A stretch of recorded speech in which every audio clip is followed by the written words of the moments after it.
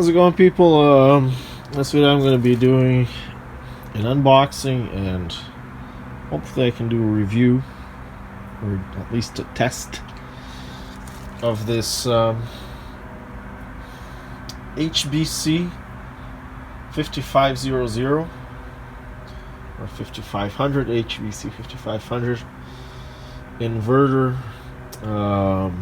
plasma cutter. I don't know why it says welder there. Which I got from Aliexpress. I guess they just use the same box for everything. It actually says right there, cutting machine. It should be dual voltage. Costs about $200 today. It actually arrived pretty fast in under 10 days. But anyways, let's see what this plasma cutter is all about. It's actually really heavy, which is a good sign. So, first off, it comes with a AG60 torch. I think this is a pilot arc torch, but we'll see in a bit.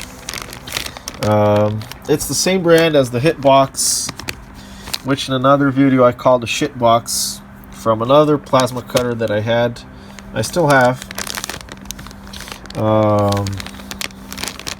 I have a separate review, separate video on it. It got damaged after a while. I got a buddy of mine to fix it, and it still works to this day.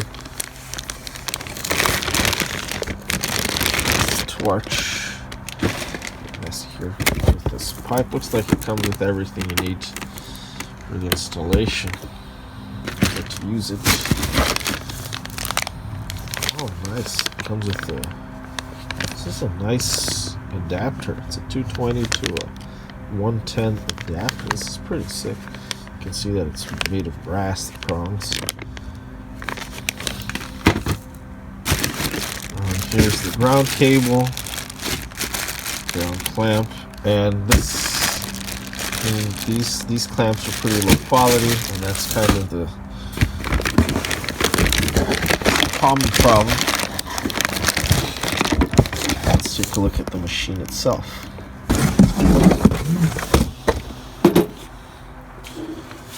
It's about, what is it? It's about 2 palms long. Nice that they have this little protection here. See, this is a common problem that you drop, like you knock the machine over, at the shop. Some guys, guys are walking around and accidentally hit the, kick the machine, and then this is the weak link, stupid little regulator, and then you knock it over and it breaks. I mean, this thing is pretty shitty, and it usually doesn't last very long, but at least it's there. And looks like I won't be able to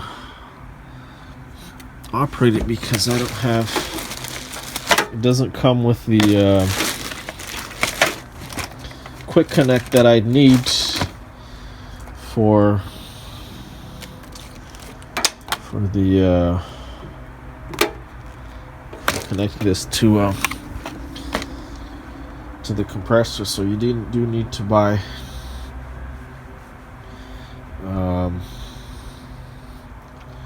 the fittings for it separately. It comes with a barb, as you can see.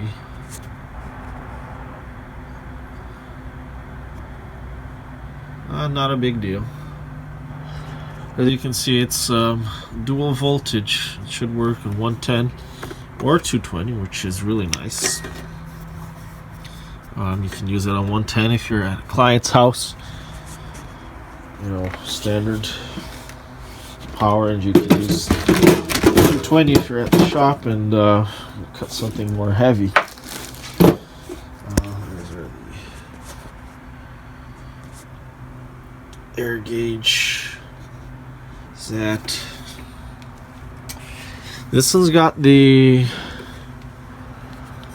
4T and 2T function, which I've never used. I don't know what it's for exactly. My previous machine just had an amperage control, and that was it, I think.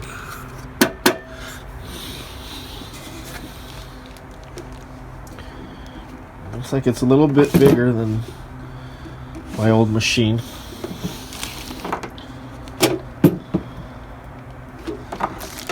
Oh, I'll get her connected and see if it works. Alright guys, so I'm just going to do a quick test just in the garage here. And I have this crappy little compressor, so it will turn on. Right now, I'm at these Chinese regulators have these scientific units for megapascals and kilogram foot per centimeter squared instead of PSI or bar. Anyways, I figure we're at about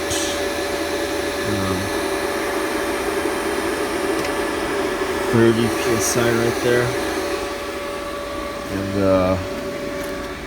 this torch is a pilot arc torch, so it will start. You don't have to scratch it on the steel to get it started. It will. You can use it for anything. You can use it on plastic. You know, why would the hell would you want to do that? You could use it on wood. You could use it on whatever. Whereas this is torch AG60.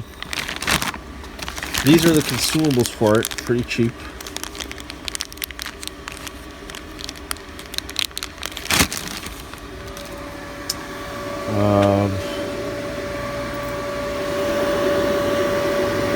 Here are the connections for it, and usually this is a pretty.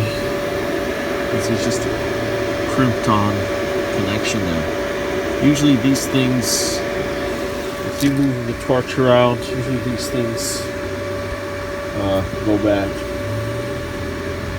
over time. This joint usually breaks right here. Just cut a piece off of the hose and replace it. It's a little bit annoying, but anyways, right now I'm at 28 amps and I'm on the 2T function. Let's see how this works.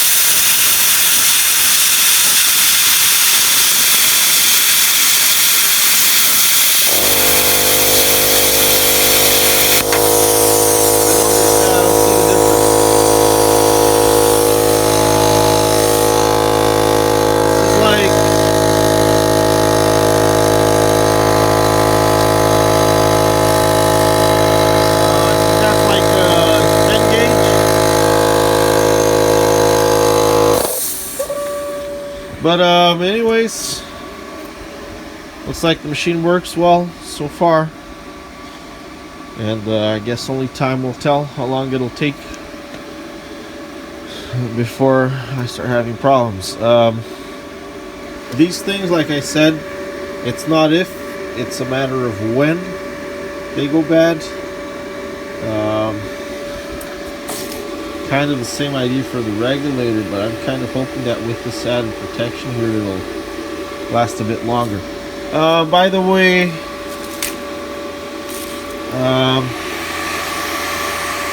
the hose that comes with it fits easily on this side, even too easy, I think, over that fitting.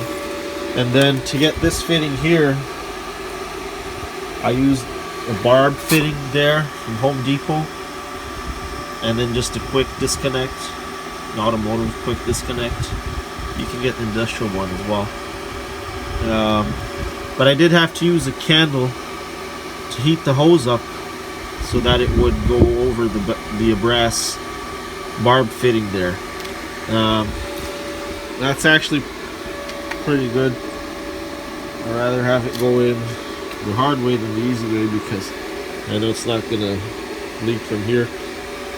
I used don't forget to use a thread sealant, otherwise it'll leak there. But yeah, I mean, I really want to get this tested on 220, but for now, small stuff. Looks like it works pretty damn well.